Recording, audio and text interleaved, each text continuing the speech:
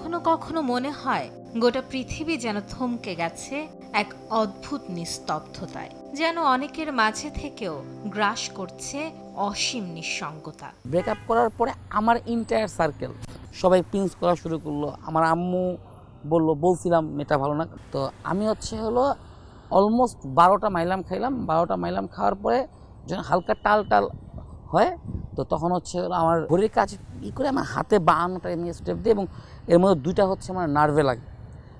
দেন আমার আম্মু তখন আমার যখন সেন্স ফিরে, তখন আমি ইবনে সিনায় শুয়ে আছি। কিন্তু না, জীবন এক গতিশীল নদী, যার পরতে পরতে হাজারো বাঁক থাকলেও থমকে যায় না কখনোই। আত্মহত্যা নামক নীরব মহামারী থেকে ফিরে সে কথাই জানালেন 30 বছর বয়সী এই যুবক।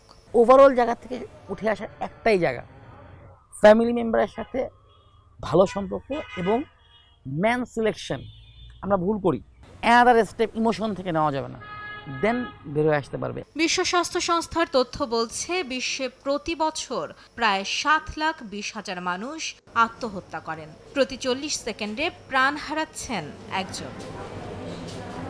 গত কয়েক বছরে বিশ্বব্যাপী সচেতনতা তৈরির পাশাপাশি নানান উদ্যোগের কারণে আত্মহত্যার প্রবণতা কিছুটা কমলেও সেই সংখ্যাটা এখনো আশঙ্কাকে উতরাতে পারেনি।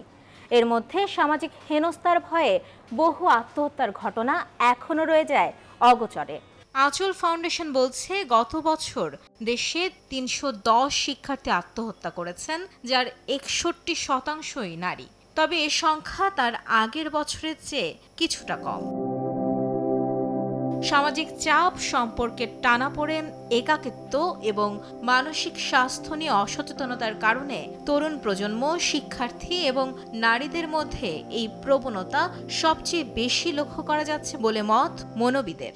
সুইসাইডের পেছনে একটা বড় দুটো মানসিক, আমি যদি রোগের কথা বলি, একটা হচ্ছে তার ডিপ্রেশন, তারপরে এটার সঙ্গে সংযুক্ত হচ্ছে ইয়াং জেনারেশনের সঙ্গে লোনলিনেসের ব্যাপারটা। সো এখান থেকে কিন্তু তার মধ্যে আত্মহত্যার প্রবণতা চলে আসে। আচরণগত পরিবর্তন লক্ষ্য করলেই গুরুত্ব দিয়ে কাউন্সেলিংয়ের আওতায় আনার তাগিদ দিচ্ছেন মনোরোগ বিশেষজ্ঞরা। স্কুলে কি ঘটলো, তার যাওয়া আসার রাস্তায় কি ঘটলো, নিজের শরীরে নিজে আঘাত করে, এই ধরনের পেশেন্টটা কিন্তু পরবর্তী দেখা যায় আত্মহত্যার দিকে ঝুঁকে বেশি।